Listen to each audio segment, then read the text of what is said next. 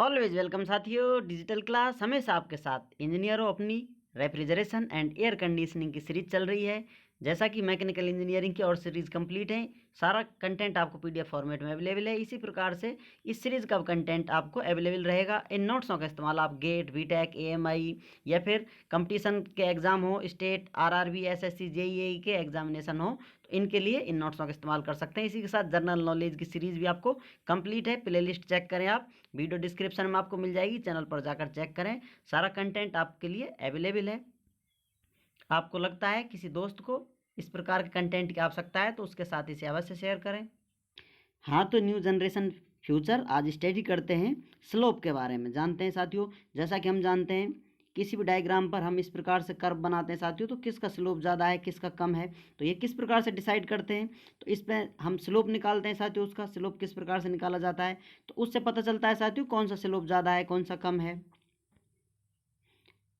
Sorry, video recording problem हो सकती है साथियों। इस प्रकार से स्लोप होते हैं। यदि आपसे पूछा जाए इनमें स्लोप इसका ज़्यादा है या नीचे वाले का ज़्यादा, तो आप देख सकते हैं साथियों स्लोप क्या होता है, ढलान होती है। इसकी ढलान कम है, इस नीचे वाले की ढलान ज़्यादा है। तो इस प्रकार से स्लोप डिसाइड करते हैं। इनकी वैल्यू इक्वेशनों से आती है। इक्वेशन किस प्रकार से लेकर आते हैं साथियों, कोई आपको इक्वेशन दे रखी है तो उससे आप पता लगा सकते हैं स्लोप इसका किस प्रकार होगा। जैसे यहाँ पर प्रेशर वॉल्यूम का स्लोप बताया जा रहा है, तो स्लोप क्या होता है साथियों, जिसे थीटा से आप एक्सप्रेस कर सकते हैं। यदि प्रेशर वॉल्यूम का इक्वेशन है तो dp डिवाइडेड बाई dv से इस प्रकार आप लिख सकते हैं। अब इसमें स्लोप किसका है साथियों, रिवर्सिबल एडियाबैटिक प्रोसेस का स्लोप किसके बराबर होता है, इसके होता है साथियों कांस्टेंट टेम्परेचर स्लोप के गामा टाइम होता है साथियों।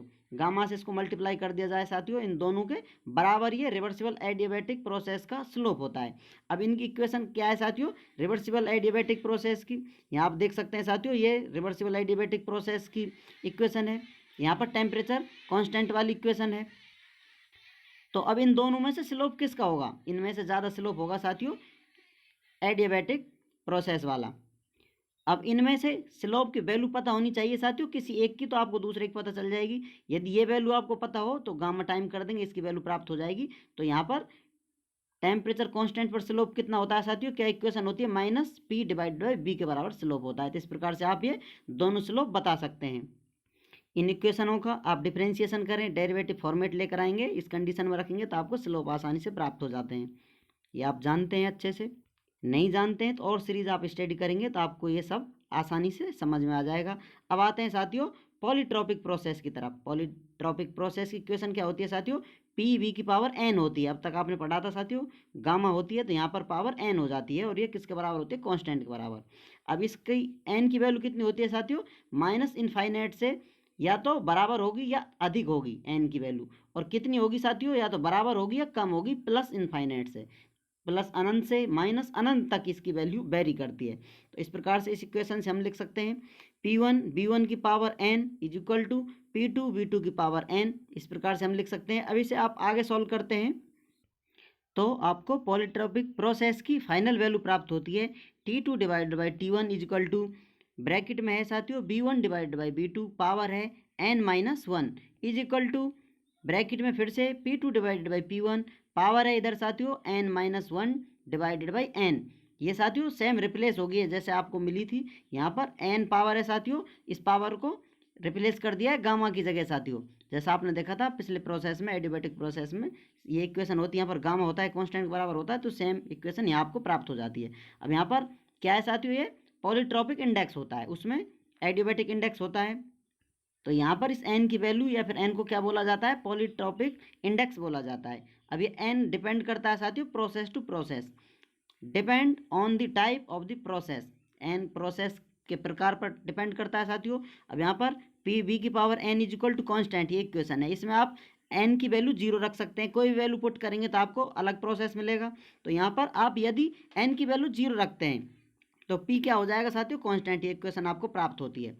अब इस प्रोसेस को क्या बोलते हैं, आइसोबारिक प्रोसेस बोला जाता है साथियों। जैसा कि अभी लास्ट वीडियो में हमने देखा था, यदि एन की वैल्यू आप 1 पुट करते हैं इधर तो आपको साथियों 1 वैल्यू हो जाएगी, तो ये इक्वेशन प्राप्त हो जाती है। तो आपको इक्वेशन प्राप्त होती है P V is equal to constant. अब इस प्रोसेस को हाइपरबोलिक प्रोसेस, रेक्टेंगुलर जो हाइपरबोल होता है साथियों इस प्रकार से मिलता है, तो हाइपरबोलिक प्रोसेस, यहाँ पर टेम्परेचर कॉन्स्टेंट मिल रहा है।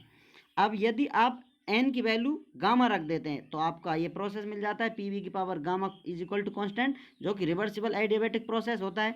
यदि आप इनफाइनाइट रख देते हैं एन की वैल्यू तो वॉल्यूम यहाँ पर कॉन्स्टेंट हो जाता है।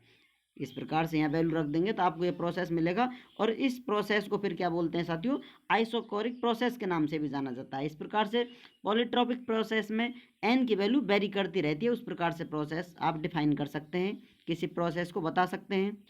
ये वैल्यू आपको न्यूमेरिकल डाटा में गिवन होती है, दी मिलेगी, तो इस प्रकार से आप उसे सॉल्व कर पाएंगे।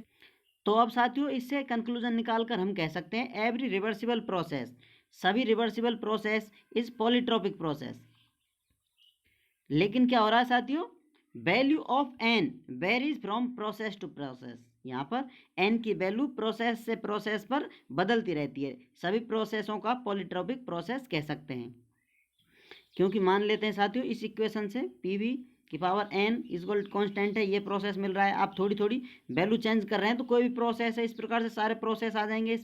अब कितने प्रोसेस हैं, इन सभी प्रोसेसों को आप बोल सकते हैं रिवर्सिबल प्रोसेस हैं, और इनको पॉलीट्रॉपिक प्रोसेस आप बोल सकते हैं। लेकिन क्या हो रहा है, वैल्यू चेंज हो रही है, एन की वैल्यू प्रोसेस से प्रोसेस पर चेंज हो जाती है। अब यहाँ पर हम एक्सपेंशन प्रोसेस देखते हैं साथियों, जो अपनी इक्वेशन है इसके लिए, ये पॉलीट्रॉपिक प्रोसेस के लिए यहाँ पर P है, यहाँ वॉल्यूम है। अब यहाँ पर एक्सपेंशन हो रहा है साथियों, एक्सपेंशन का मतलब वन प्रोसेस से टू की तरफ हम जा रहे हैं या फिर इधर की तरफ आ रहे हैं, क्योंकि वॉल्यूम इंक्रीमेंट होगा। यदि एक्सपेंशन हो रहा है तो आप चाहें तो कंप्रेशन के लिए बना सकते हैं, जैसे आप देख सकते हैं यहाँ आपको शॉर्ट दिया हुआ है, वॉल्यूम वेरी करेगा, इधर आएंगे आप इसको रिवर्स देख सकते हैं।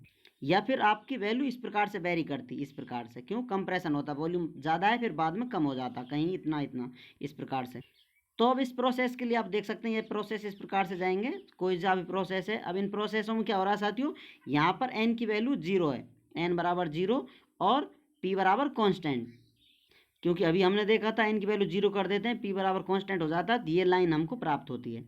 और यदि एन को इनफाइनाइट कर दिया जाए तो साथियों वॉल्यूम कांस्टेंट हो जाता है, तो ये लाइन प्राप्त होती है। तो इसके बीच में साथियों यदि वैल्यू 1 रखी जाए तो ये प्रोसेस मिलेगा, यदि एन की वैल्यू गामा के बराबर रख दी जाए तो ये प्रोसेस मिलता है, जो कि 1 से ज़्यादा होता है, जो कि आपने एटॉमिक, जो डाई एटॉमिक इस प्रकार से मॉलिक्यूल होते हैं उनमें स्टडी करेंगे आप डिटेल में, इसकी वैल्यू चेंज होती रहती है। आप यहाँ पर देख लें 1 से अधिक होगी और 2 से कम होती है, तो इस प्रकार से 2 वाला प्रोसेस यहाँ होगा। इस प्रकार से प्रोसेस बदलते जाएंगे, और मैक्सिमम कितने हो सकते हैं साथियों, मैक्सिमम यहाँ तक हो सकते हैं। तो इस प्रकार से इस पॉलीट्रॉपिक प्रोसेस के लिए हम इस प्रकार से डायग्राम ड्रॉ कर सकते हैं। आप बिल्कुल स्ट्रेट कब आ जाएंगे साथियों, वॉल्यूम वैल्यू बढ़ाते जाएंगे एन की, इनफाइनाइट की तरफ आ जाएंगे, तो इस प्रकार से स्ट्रेट लाइन आपको प्राप्त हो जाती है। उम्मीद करते हैं विद्वानों वीडियो में दी गई जानकारी आपको अच्छे से समझ में आई होगी। अभी भी आपका कोई कन्फ्यूजन है तो आप हमसे कमेंट कर पूछ सकते हैं साथियों, आप चाहें तो कॉन्टैक्ट कर सकते हैं। सीरीज़ आप एंजॉय कर रहे होंगे, सीरीज़ से संबंधित कोई भी सुझाव आप हमें देना चाहें तो बता सकते हैं।